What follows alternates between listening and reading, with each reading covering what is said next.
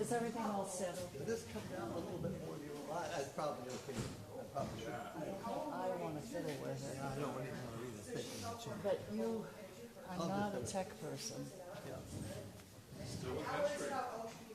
Okay, I have your note that you sent. Yeah, a few other things to say, but I'm going to maybe wait for one of them for the discussion. Are you going to leave time for discussion? Yes, yeah, Okay. yeah. All right. I have never. Okay.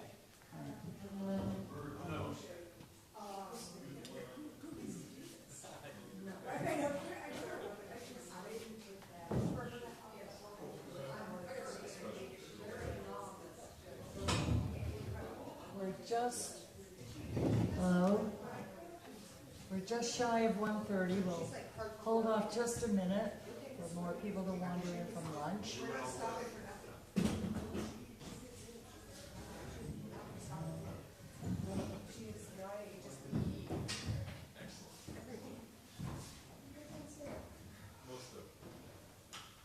Paul is going to be leaving time for discussion and questions at the end, so as his presentation moves along, you can be thinking about anything that you would like to raise, not only related to his content, but perhaps related to your own interest in this topic.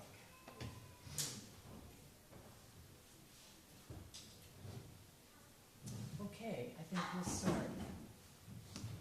I asked Paul, as I have with other people I've introduced, are there certain things that you would like me to emphasize besides what's printed in the Orange Book? As I've said many times, I'm just going to assume people have read that. And so here are a few things about Paul Carr. That he grew up, some of you know some of this, he grew up as the son of a Methodist minister, discovered his love of science, and worked hard to get admitted to MIT. As a freshman there, he had an existential shock. For most people at MIT, religion did not matter and was regarded by some as intellectually inferior to rational science.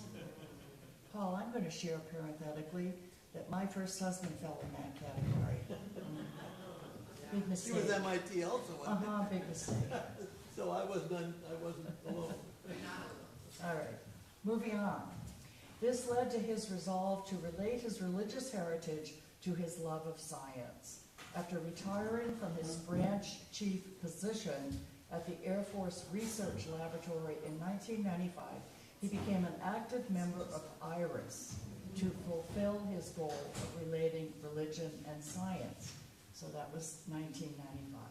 This is described in his books, Beauty in Science and Spirit, and his autobiography, Loves in My Life, Spirituality, Science, and Family, which I have read and highly recommend. It's got some wonderful photography in it also. I also want to say, parenthetically, that Paul has done much more with this than I have, but we share a love of the work of the late Paul Tillich, theologian, and have talked often about that. Paul, as I remember it in his abstract, the only thing that I remember that you mentioned about how you were interested in this topic of near-death experiences was you mentioned it's age-related. So I have a very intense interest in this topic, and I'm thinking to myself, well, do I have to say that that's age-related? I don't know. Maybe it is. I have an interest. Yeah, It's yeah. age-related. So that's one thing I would ask you, for those of you who are interested in it, maybe to think about a little bit. And if there's time during the discussion, I have a recent experience with someone on Cape Cod involved in a near-death experience that I may make reference to, who published a book, unless you mention it, about his experience. So, Paul, Well, thank you. welcome.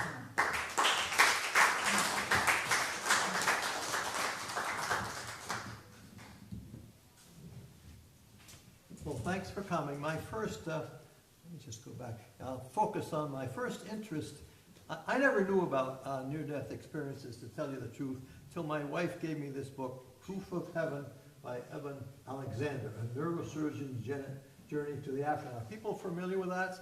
Yeah. Quite a few people are. Okay. And I needed to learn a little bit more. That was just about Evan Alexander's experience in this book, Life After Life, by Raymond Moody, is much more extensive. And so I needed to learn more, and so I'll be citing and I'll be talking about an interview that he had. He was interviewed. Well, spiritual transformations are the source of the world's religions. The baptism of Jesus, Saul's visionary conversion to St. Paul on the road to Damascus, and the biblical book of Acts, the very dramatic. He was, as you may remember, he was traveling to Damascus to arrest Christians and bring them back to Jerusalem to be tried. And he heard the voice of Jesus saying, "Saul, why are you persecuting me?" And he saw a blinding light. And he was blinded to the point where they had to take him by the hand to Damascus, where he was prayed over, and suddenly he saw the light, and he was probably the reason Christianity is a world religion is because of St. Paul's missions to all the Greek cities along the Mediterranean. And then a little later we have the revelation of Muhammad in the cave, and then earlier than that, that was the enlightenment of Buddha under the fig tree. I think was something like 5,000 BC. So these are all spiritual transformations that have led to the world's religions, the world's religions. So spirituality, well, you know it when you see it, or when you experience, right? It's maybe a little hard to define, and I try to define it somewhat in my book, Beauty in Science and Spirit. Spirituality is the a priori inspirational source of religion. Spirituality is unencumbered by organizational failings and historical atrocities performed in the name of religion. Spirituality involves ultimate concern, which you've probably heard about from Paul Tillich, which is of the greatest importance to us. It gives meaning, purpose, and guidance for living. Religion is largely about being, belonging, and behaving, and particularly belonging to a community, and hopefully behaving morally. And this book was actually, the draft of this book was actually discussed at the 2005 IRAS Spiritual Transformation Conference, and I might mention that Carl Peters was very helpful in helping me getting this reviewed and published. So here's a little of my, we're encouraged to share some of our experiences. Well, my first experience of an IRAS conference was back in 1969. On the left you see my daughter Tina, in the middle my wife Karen Hansen, and our daughter Karen and Kirsten. And this gives me the option of telling you my almost death experience. I never had, I've had visionary experiences, but I don't think I've ever had a near-death experience. But this is my almost death experience. It took place at Christmas the year before, in 1968. And we were all, my daughters and my wife's two sisters, were all celebrating Christmas in Northport, Long Island, near where our brother Mark is a minister. And turned out her oldest brother was always late, and he was late showing up to our family celebration. But guess what happened the day after he showed up? We all came down with the flu. And it almost hard to believe. My whole family, my wife, my two daughters, we were in a little bedroom, and we were really sick, high fever and coughing and so forth. And after about a few days, everybody was getting over it, and I was starting to get over it, but then I started getting worse. And it turned out I was getting pleurisy. And pleurisy is when the water fills your lungs, and I remember lying on my bed, and I just moved a little bit, and I could hear the water squishing in my lungs, and it was getting more and more, and I said, what? Oh my God, I'm going to die I'm just going to suffocate. My lungs are filling up with water. Well, thankfully, my father-in-law, I don't know quite, he was a physicist like me, and somehow or other he made contact with a doctor, and suddenly there was pills, so the antibiotic pills were delivered to our house. I took them in the late afternoon, and the next morning, the water was gone from my lungs, and I was back to normal. So that was like a miraculous healing. So modern medicine, healing from modern medicine. But some of you may remember that, my daughter Kirsten on the right here is being very active with Jennifer Witten in our youth program. And here's a picture from last summer when my daughter Karen on the left here was here in the youth program with some friends that she made here. And here she is, polar bear swim at 7 in the morning last summer, jumping into the water, which of course she was listed with other polar bears. So that was last year's conference. So now we're getting into the heart of my talk, which is starting with neurosurgeon Eben Alexander's proof of heaven, which convinced him that we're more than our bodies and death is not the end of consciousness. He experienced God as divine presence. And this reminded me of theologian Paul Tillich's ground of all being and his spiritual. His descriptions reminded me of that. That sort of amazed me. But then, this book, and you may remember it was a bestseller, this Proof of Heaven, and neurologist Oliver Sacks had a critique of it, which led me to want to learn more. And so I turned to Raymond Moody's book, his best-selling Life After Life. He coined the term NDE. It was 30 years ago, and concluded that they are visits to another dimension of reality. Originally a skeptic, after 50 years of research, he's concluded that NDEs are real. And finally, I think most important, some recent data from thousands of near-death experiments, and this is Jeffrey Long's results, his recent paper, Long-Term Transformational Effects of Near-Death Experiences.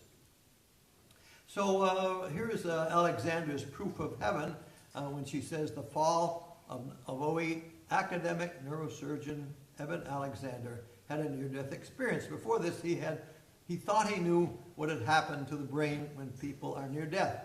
Like most scientists, he had always believed that there were good scientific explanations for the heavenly out-of-body journeys described by those who have narrowly escaped death. However, after 7 days in a coma, during which his brain showed complete absence of neural activity in all but the primitive portions, he experienced something so profound that it gave him a scientific reason to believe in consciousness after death. This included meeting his deceased sister, whom he never knew he had. Turned out he had been adopted, and he never knew he had this sister. And this sister, in his near-death experience, she appeared to him as a butterfly. You can see the butterfly in the cover. She appeared with butterfly wings and with this angelic face. And he later, through looking through family albums, was able to confirm that he indeed had a sister he never knew he had. But so to me, this is again one of the amazing features of near-death experiences. He discovered something that he never knew he had. During his NDE, Alexander recalls, because I forgot my moral identity, I was granted access to the true cosmic being that I really am. And we all are. And later he appeared in Oprah Winfrey, who likes to ask provocative questions. So she said, "Did you see God?" And I was quite impressed with his answer. He says, "Well, God does not have a face." But he said, I felt surrounded by infinite love, almost ineffable feeling of being loved. His descriptions of basically the encounter with God sort of surprised me because it brought memories of Paul Tillich's ideas about God. The name of this infinite and inexhaustible depth and ground of being is God. God is not a being. A being is too finite and too limited, but the ground of all being. And being does include personal relationships. Well, people used to say, well, how do you pray to the ground of all being? And we would say, well, God is personal, being is personal, but of course his theology is that Jesus was the bearer of the new being. And we all remember this biblical story of God speaking to Moses from the burning bush, and Moses said, well, who are you? And God answered, I am. In other words, I am being itself. And it is interesting, you know, I am. Any adjective you add to that would limit the nature of God. That's why Tillich said only God can be described symbolically. It's ineffable, so we describe God mainly through symbol and story. So, after reading this book, as I said, and being impressed that his descriptions of this experience of the divine during his matched what I had heard from Paul Tillich, I was a little disillusioned when do people know Oliver Sacks, the neurologist? Has anybody read it? Yeah, he's a well published published a lot of books, he published an article in response to the positive response that Eben Aller's got, and the neurologist says, well, you know, Eben Aller's has overlooked a very obvious fact. He had all these wonderful visions as he was recovering from his ND. Remember, Alexander said, well, you know, I was brain dead except for, you know, the reptile part of my, but I had all these visions when I was brain dead, and Sacks comes along and says, well, it all happened when you were gaining consciousness. And we all know that when you have dreams, you know, you don't really know what time. You know, when you have a dream, you don't really know when you have a dream. So that was a little delusioning, and I was sort of fired up, inspired by neurologists. So I needed to learn more. So that was when I turned to Raymond Moody, who has both MD and a PhD, in his best-selling Life After Life. He coined the term NDE and concluded they are visits to another dimension of reality. Now here's and then finally I'll talk about Jeffrey Lang's recent research paper, Long-Term Transformational Effects of Near-Death Experiences. So here's a video, just a shot from the video you might want to have a look at it on your own. This is Lilo's Juicy Living Tour, whom she refers to her audience as my co-creators. She distresses, and so she has a French accent. It was a very lively interview, but basically Raymond was very low key, down to earth sort of guy, and you know, he said, you know, I came from I did not come from a religious family. I was very skeptical about these, but after research, and I have to admit, he said, I have to admit that they are visits to another dimension of reality. That's how he puts it. He said he's both a PhD and an MD. As a PhD, he said he was originally interested in the story of the the reports in the Greek history of people dying and then coming back to life and describing these near-death experiences. So he says, this is not new, near-death experiences are not new. It's well documented in literature well before the birth of Christ. So he's concluded they're visits to another dimension of reality. And paradoxically, Paul Tillich also has written about dimensions, the vertical and the horizontal. The vertical is the transcendent spiritual, in contrast to the horizontal dimension of relationships between finite material objects. So think of religion as a vertical, and spirituality as a vertical dimension, and science as the horizontal dimension of relationships between finite material objects. So here's an overview that these are 9 characteristics of near-death experiences that Moody has cataloged, and they don't all occur. A near-death, well, like Eben Alexander's experience didn't describe all, but I'll just go through them. This is a compilation from his thousands of near-death, and what are typical happening? A strange sound, a buzzing or ringing noise, Peace and painlessness. When people are dying, they may be in intense pain, but as soon as they leave the body, the pain vanishes and they experience peace.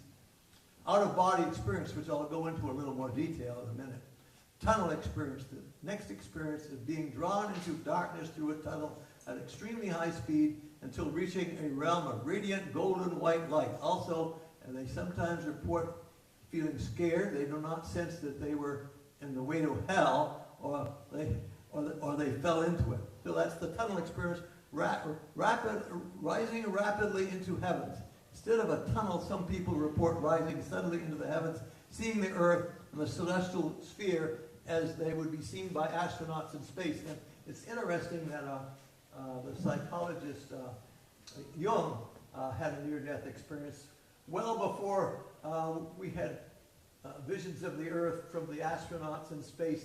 And to me, it was just amazing. His verbal description of the earth from this near-death matched that of the astronauts. So it was almost a premonition. That really surprised me.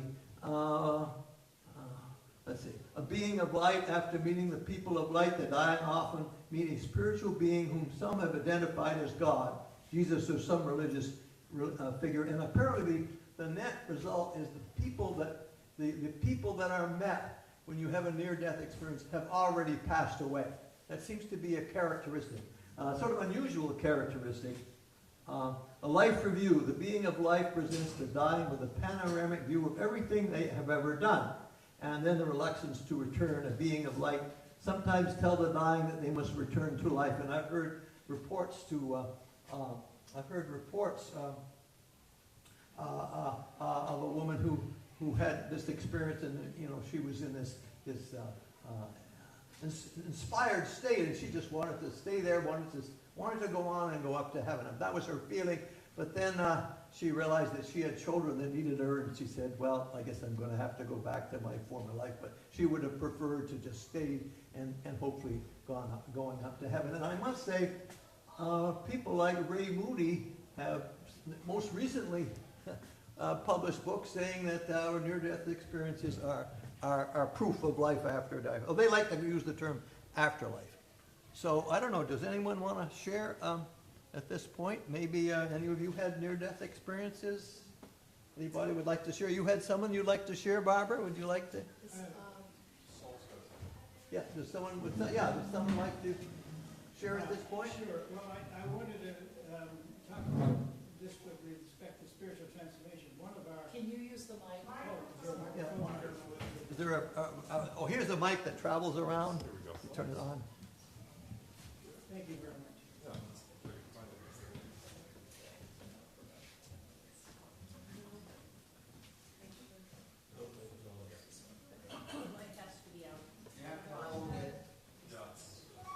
That one is working on and off. Thank you. Sounds like it's working? Yes. Yeah. We did these whole series of studies of spiritual transformation around between the year 2003. And one of them was with an investigator in Canada, in Montreal, who was connected with the institute, the Neurological Institute, that did all the studies that many of the memory studies, et cetera, that have been done. So, for example, the brain studies where people were part of different experiments. Well, in his case, he had started to do these things, and they decided they did not want to do those studies at that institute. So he sort of got out of that institute and had to change places.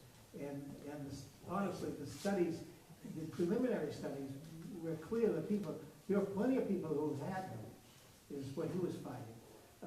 And they were hopefully getting some to be in fMRI experiments, these sense where you can actually check to find out what part of the brain is working when they're talking about something or doing some behavior. But it was pretty clear. But he's still in action up there, but he's not connected with any of them, as far as I know, anymore. I tried to find out some of the work people were doing since our project, And there's quite a few publications on it and everything, and we'll have to map that out and maybe attach it to whatever we do here.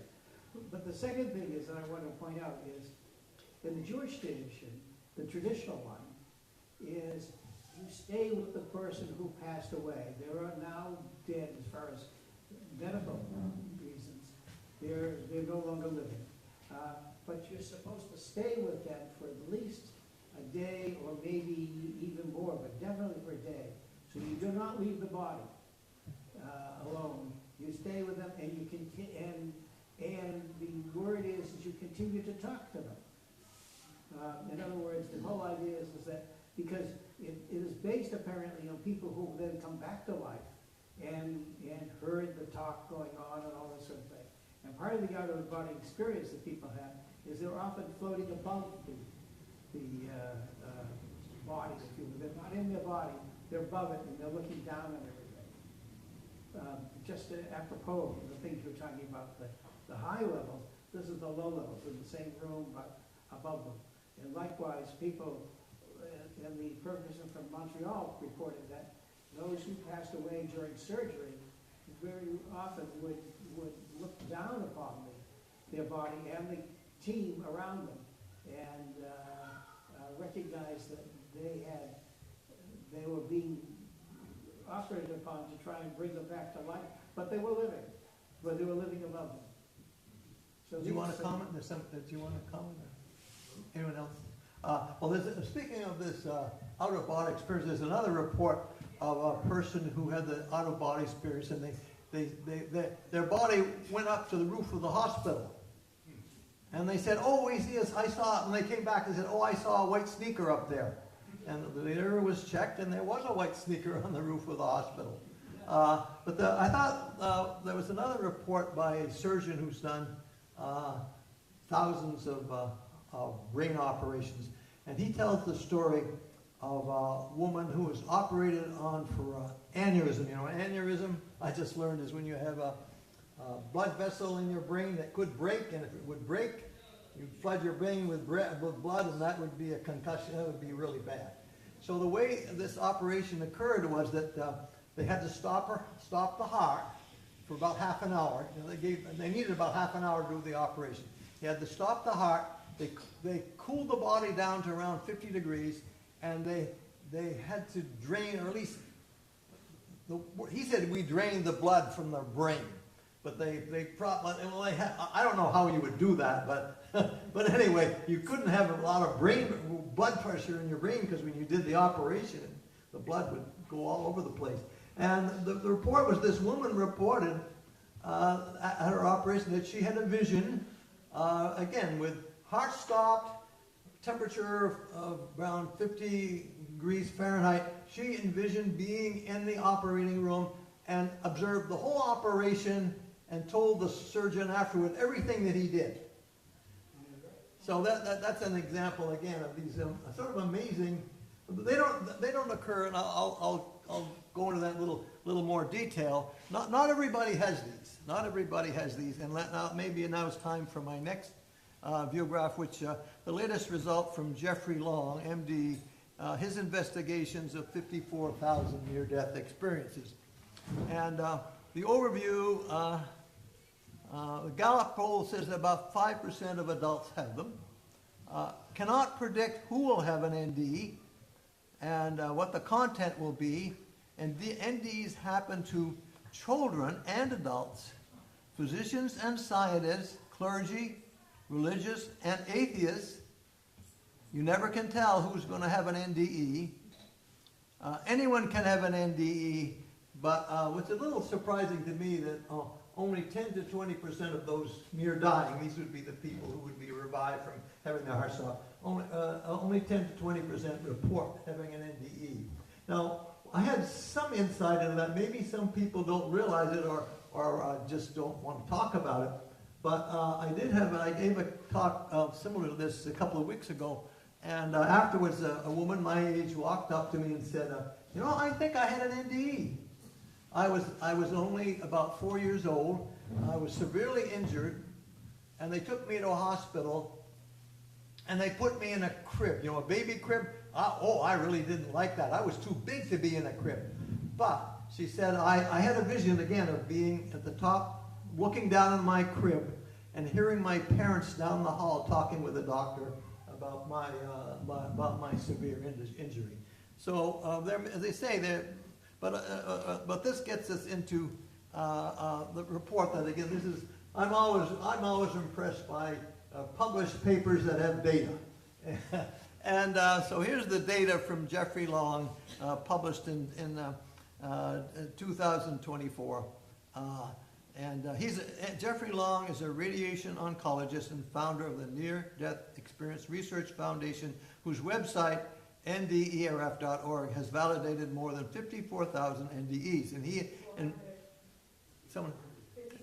5,400. And he and Marjorie Walcott authored Long-Term Transformational Effects of Near-Death Experiences. And we compared, and this is the summary, the abstract. We compared 834 NDE responses with those of 42 individuals who had faced life-threatening situations, LTE, without experiences NDE. So to say, there are people who have these, whose hearts stopped and are revived, who don't have an NDE. He said, our central finding reveals a significant transformation in values and spiritual attitudes among participants following their NDEs as compared to individuals who were faced with life-threatening situations without an NDE. Key transformations include an enhanced belief in divinity and the afterlife, decreased fear of death, and increased levels of compassion. Participants also report a strong belief in the meaningfulness of life and a prolonged shift in the life priorities and values, emphasizing the increased importance of their spiritual and religious lives. Jeffrey Long has also compared NDEs in their Western culture with those in the East. He has observed that NDE experiences and symbolism are similar.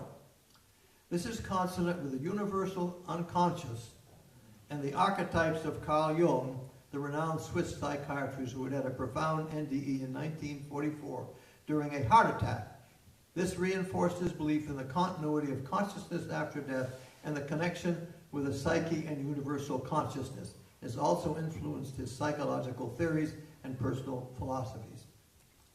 So, could this be evidence of, we heard about Teilhard de Chardin last night, and we are not human beings having a spiritual experience. We are spiritual beings having a human experience. So, I would offer maybe that NDEs are evidence that we do have. I think one of the summaries of this conference that caused me to want to participate, that we all have an inner core that we're not aware, an inner spiritual core of which we're not aware. And maybe Teilhard's statement is a little bit extreme, but I think, but that's my take on NDEs. Just in summary of what I've told you, I wanted to summary and have plenty of time for discussion. But in summary, neurosurgeon Eben Alexander and his proof of heaven convinced him they were more than our bodies, and death is not the end of consciousness. He experienced God as a divine presence. And I must say that he described himself, before his NDE, he described himself as sort of a lukewarm Christian who would go to church on Christmas and Easter, and he's obviously very spiritual and has written more books, by the way, than his original one.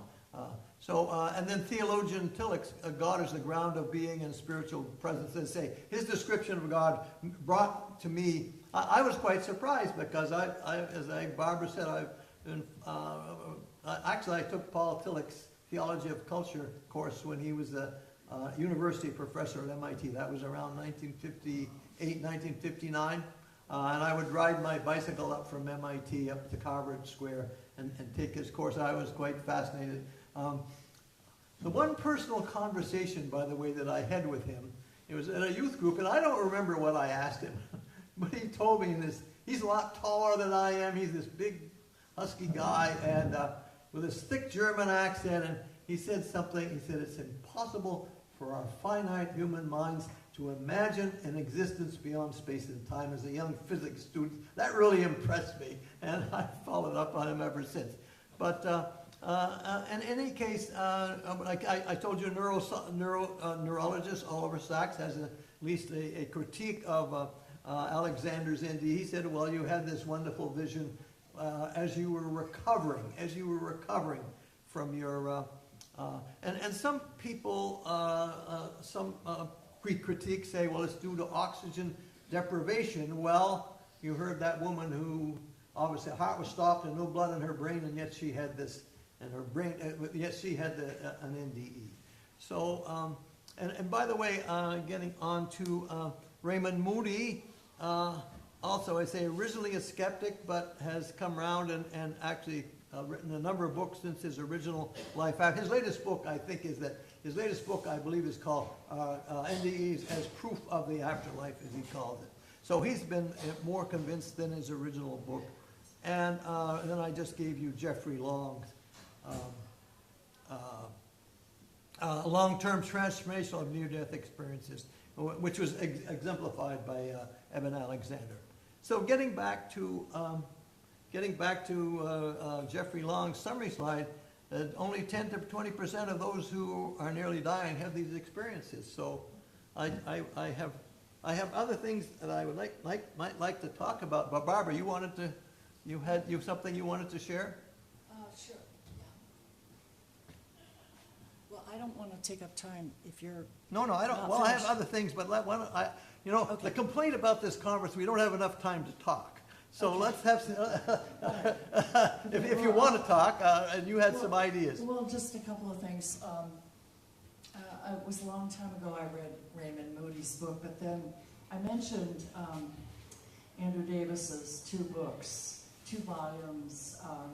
The other day I mentioned them in some context, how I found God in everyone and everywhere. And in the 2nd volume, which just came out this year, the last chapter is by Raymond Moody on his spiritual journey, and it's very moving. In fact, I read the end of the book first before I read the beginning, read his first. But another book that has recently been important in my collection, this topic is called After, by another psychiatrist, Bruce Grayson. Has a subtitle that I don't remember, but I do recall that he started his interest in near-death experiences when he was in the beginning of his psychiatric career, and he had an experience in the emergency room that he could not forget but didn't feel he could talk about with his colleagues.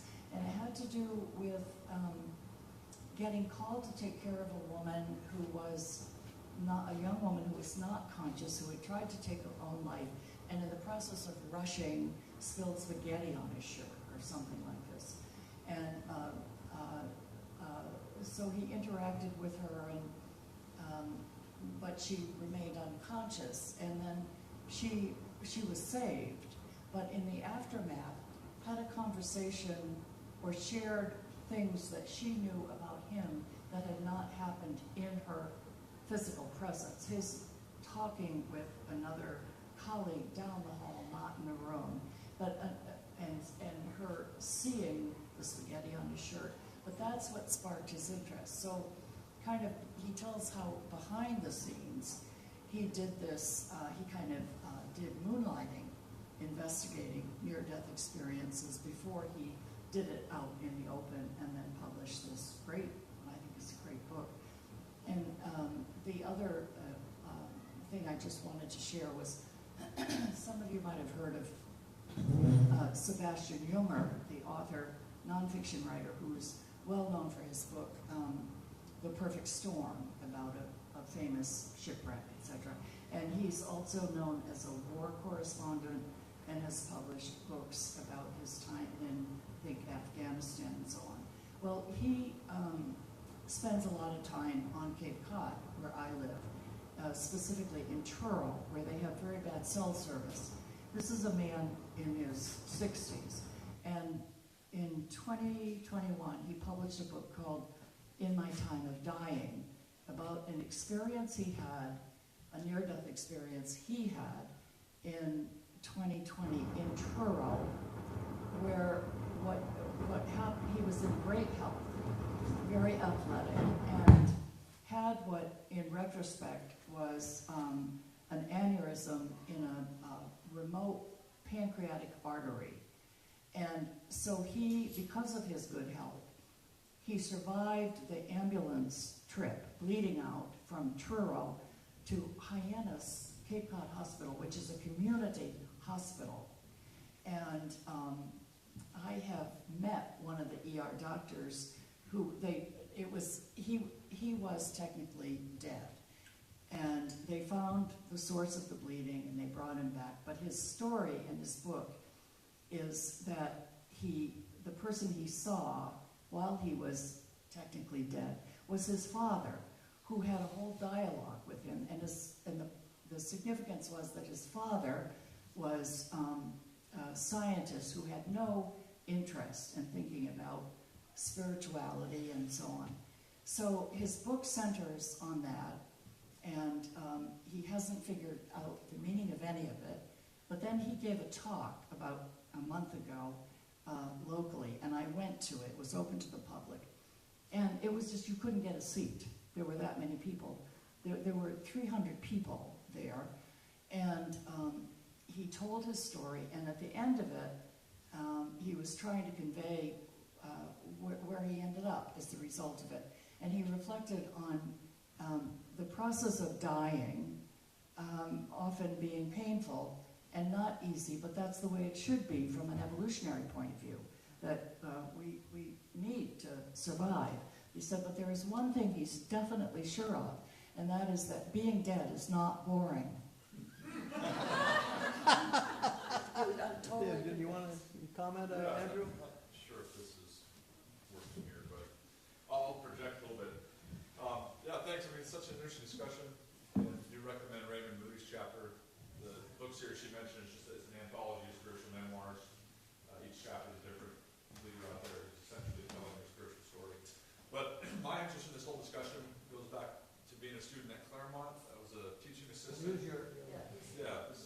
Can I use that one? Yes, This yes, one? sure. That one is better, actually. Well, I was just going to say briefly, and then I'll hand it off. But I helped put a course together called Religion and Near-Death Experience. And a part of that was this fun process of getting acquainted with a lot of the literature. So Jeff Long, Raymond Moody, Bruce Grayson, I think, Yeah. Edward Kelly, who's done a lot of great work. And of course, a lot of these folks, Kelly in particular, were at a time mechanistic materialists, right? And through reading James and through study of this phenomenon, it sort of transformed their thinking. You mentioned the sort of indiscriminate cases. It doesn't seem that it's only religious people, or right, atheists can have them. Well, and this is a fun recommendation. A.J. Ayer, one of the famous atheists of the past, involved in logical positivism, he choked on a piece of salmon in 1988, and he saw these a sort of painful bright light, like two bright lights of a red character, and he said when he saw them, he was aware that they were responsible for governing the universe. And when he came back, he wrote this article because people wondered, well, has your atheism gone away? And he said, no, but it has shaken my conviction that, consciousness is something that is just vanquished at death. So, interesting article, very small, but, it's philosophically interesting that this phenomena happens. It could not happen, but it does, right? So we're left with now trying to connect the dots between the empirical facts and the philosophy, etc. So. Well, for me, it's evidence of our conference claim that we all have an inner spirituality that we're not conscious of, and then when we have these near-death experiences, it sort of comes up into our conscious. I think that's how the psychiatrist explained it. The unconscious becomes conscious, and we're able to talk about it. Does anybody else want to share? Sometimes no one has had a near-death experience. I've had some visions when my wife died and that sort of thing, but it wasn't a near-death experience. Well, if not, I just thought there's another form of transformation. As I said, only 10 to 20% of people have these. And by the way, if you want to learn more about near-death, there's an organization that has an annual conference of all the researchers, and it's called something like it's the annual meeting of near-death studies or something like that. If they meet in Chicago, they're going to meet in Chicago the end of August. But they have an annual meeting where people actually Raymond Moody is going to be giving a talk, and this is the 50th anniversary of his celebrated, his best-selling book, Life After Life. So there are ways you can follow out. It's International Association of Near-Death Studies or something like that. So they have their annual coming up in Chicago. I have, by the way, the thing that I personally got interested with in around the year 09 or 10 with Evan Alexander's proof near-death experience that my wife gave me. I didn't pick it up on my own. I think she's more open to these sort of things than I am. But in any case, Ginny and I've just moved into a continuing care retirement community, and we've met several people that have had near-death experiences, and they've revived my interest. That's one of the reasons that I'm giving this talk. And she tells their view is near-death experiences are transformational for those who have had them, and she and her husband have had them. And she said, but other people need to take it on faith. So that's her view. But I was just thought, since if I had the time, that since we heard JD's talk about aha experiences, that creation spirituality for me, and one of the reasons I come to Star Island is the beauty of nature. Creation spirituality envisions our beautiful blue earth created by a divine power.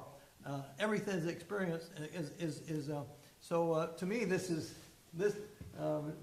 JD gave us other examples of awesome experiences, but for me this is an example of creation spirituality. The barren moon and yet our beautiful fruitful earth, and if we think we're really important, look how our earth looks from Mars. We have pictures of the earth from Mars. So to me, that just the fact that there's life on earth, when you consider the darkness of space and the fact that I think we all know that we've discovered many exoplanets now. Most stars seem to have planets around them, and yet we haven't discovered any signs of life. There may be few indications, but as of now, life as we know it on Earth is not emerged. It seems to be relatively rare, as far as we know right now. So I talked about this in my book, Beauty in Science and Spirit, Divine Beautifying Theology, and then Tragic Beauty in my most recent book that I just published on Amazon, Beautifying Theology, Enabling Economics, Green Technology to Save Our Ecology. That's my latest book.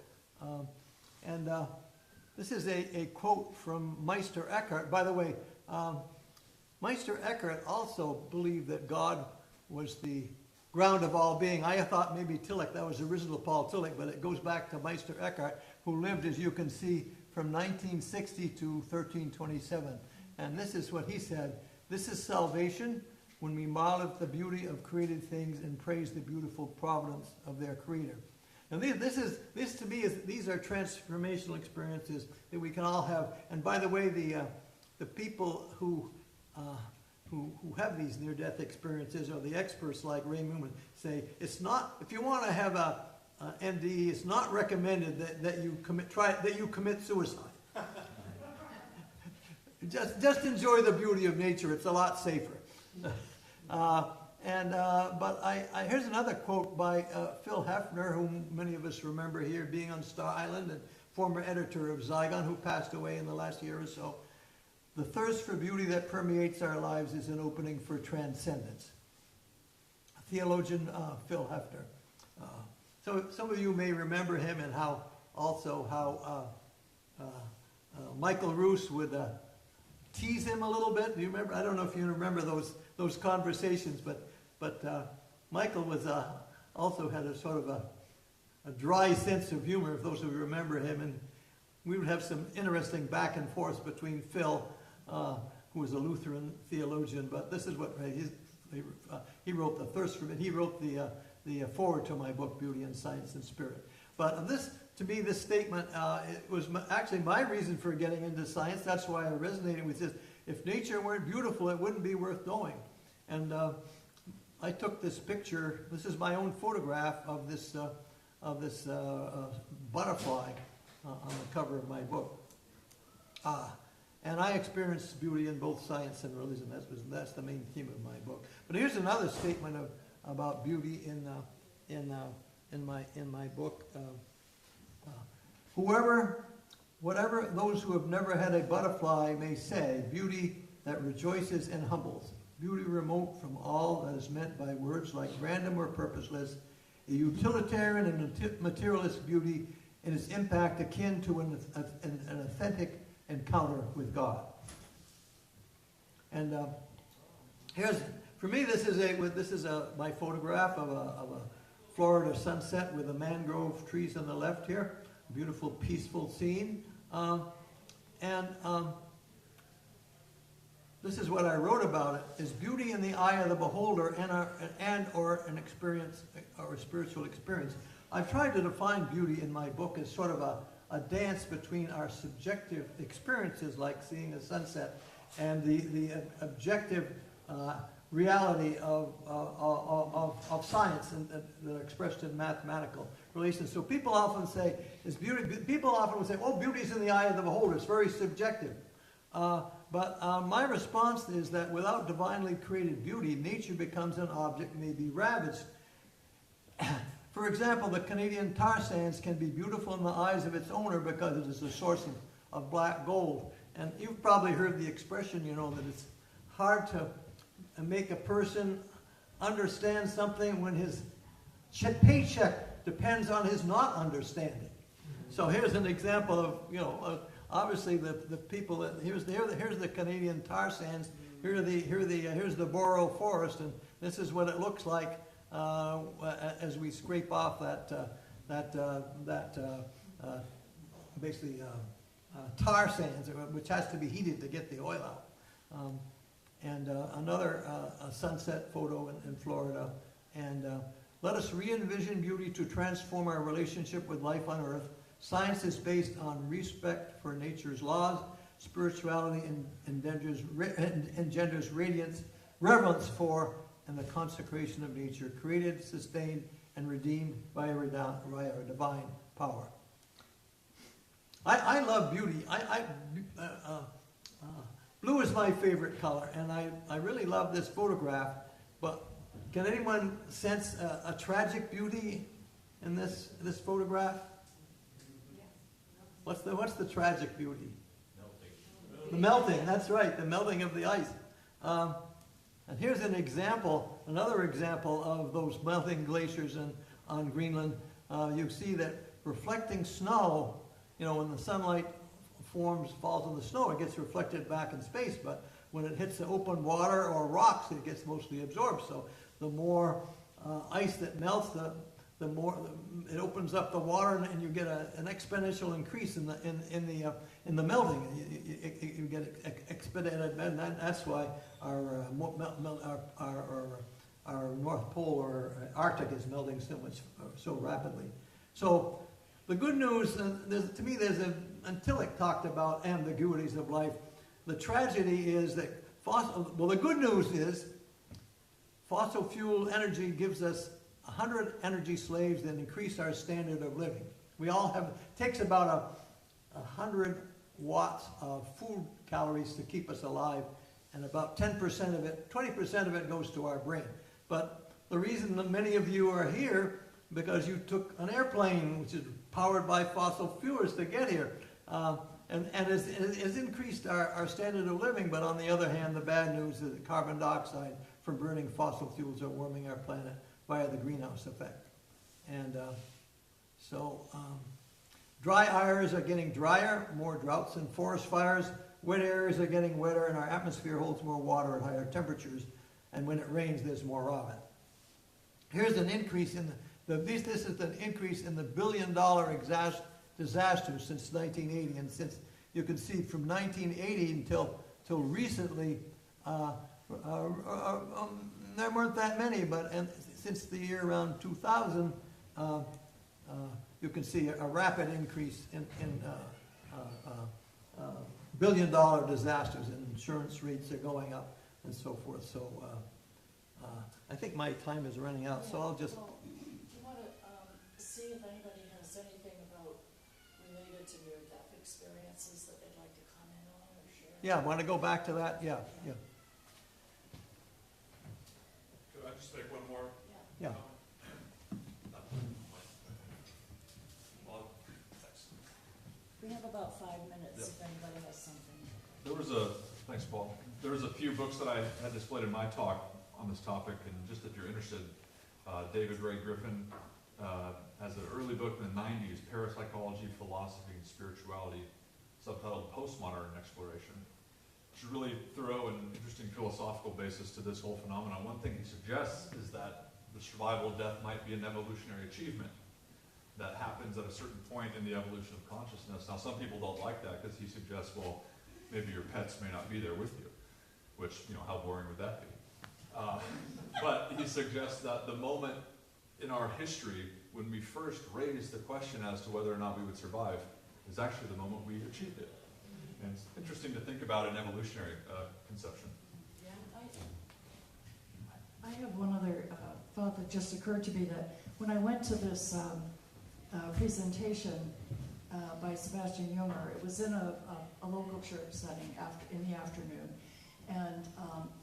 and I was talking with some other people who were there who were members of this Episcopal church, and said that their minister had organized a book discussion around Sebastian Junger's book because of the interest in near-death experiences was very high.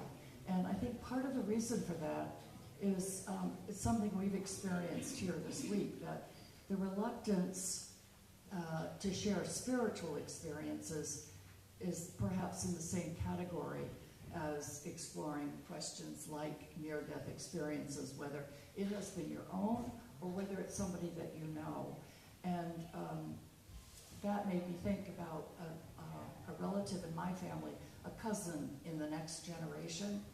I'm quite close to her, and we were having a conversation about a relative in my generation in the family who had a cardiac arrest a number of years ago and was technically gone for a very long time and has recovered. And I said to her, did you ever ask Uncle Bob if he had had a near-death experience at that time? And her response was, and this is a wonderful, young, bright, highly educated, communicative young woman, she said, oh no, that would be too personal. So That could be the reason. Remember, only 10 to 20% of near-death experiences are reported. right. And so to me, there might be more that aren't reported, so to speak. So I thought of that in contrast to this parishioner who was telling me about the value in his church